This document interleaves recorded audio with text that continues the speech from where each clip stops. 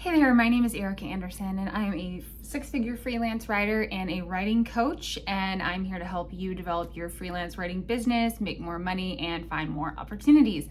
And so today I am talking with you about how to find new work when you're running dry. Say you've lost a couple clients or you're looking to build up your roster, and you're starting to panic. And so I'm going to talk with you today about what I do when I've been in that position. So there are 5 things that I do in this case.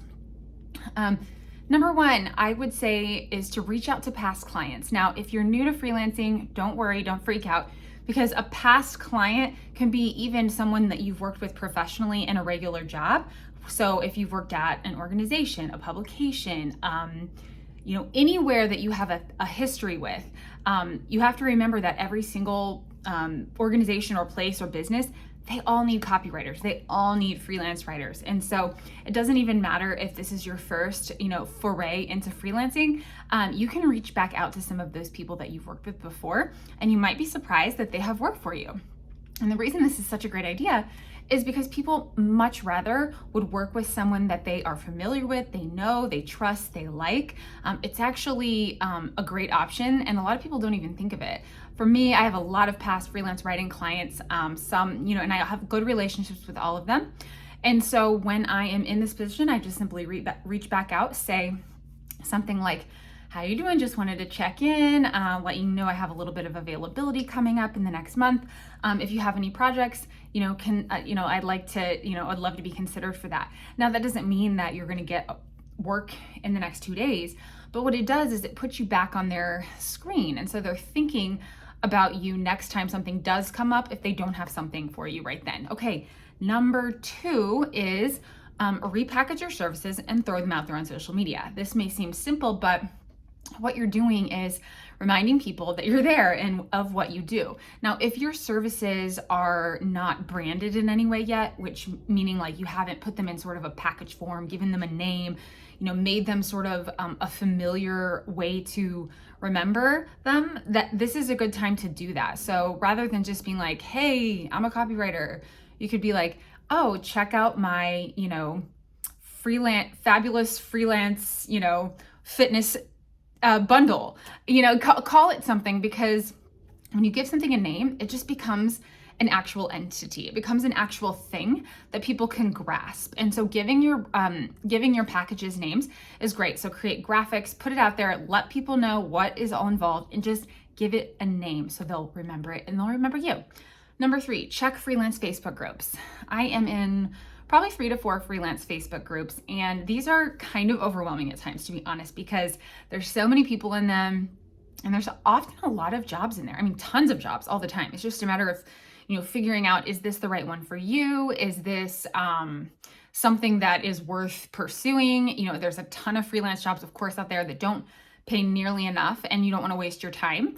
But I know a couple of the groups I'm in, freelance content marketing writer, for example, the admin of that group, she actually doesn't allow anyone to post jobs there if they're paying under like a very fair rate. And so you can kind of find your go-to groups, and people love to refer people there. Tons of freelancers get offers that they actually can't take because they have too much work, and so they want to offer it to other freelancers.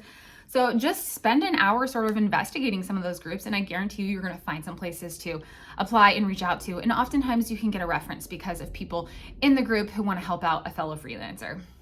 Number 4 is to brainstorm new pitches. So if you're like me, you don't just love to do freelance writing just for the income. You like to do freelance writing for the bylines. Personally, I love to get my byline out there into major publications like the New York Times and the Washington Post and all of those kinds of places. Now, those are far harder to land than, say your typical freelance writing job at a tech magazine or something. But when you spend time brainstorming new pitches, it really leads to like a whole list of other things that you come up with. So sitting there and just spending the time to like consider what it is you could pitch that's new to some of these bigger publications, you're really going to come up with some great fresh ideas just by spending that intentional time doing it. And when you do that, even if that pitch that you send out doesn't necessarily work out, it may lead to something else.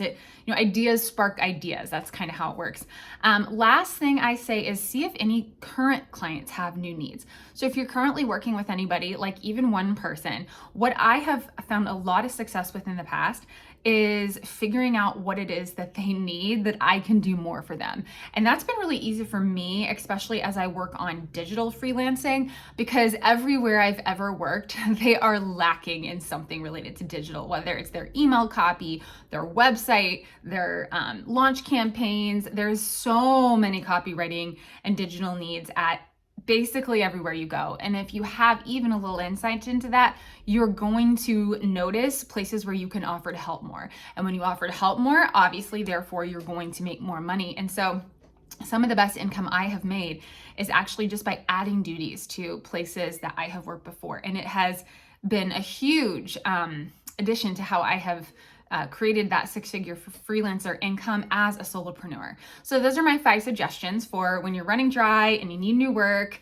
I hope that those helped today. If you are interested in getting my 10 tips for publishing in 2023 and beyond, you can go ahead and go to my website at erickaandersen.com. You can click, I'm going to put it in the description of this video. I just have 10 of my best tips for getting your byline published in prominent publications, which often leads to all kinds of other opportunities. So I would love to help you out with that. So that's totally free resource. You can go grab that in my YouTube text down there. Thank you so much for joining me, and I'll see you next time.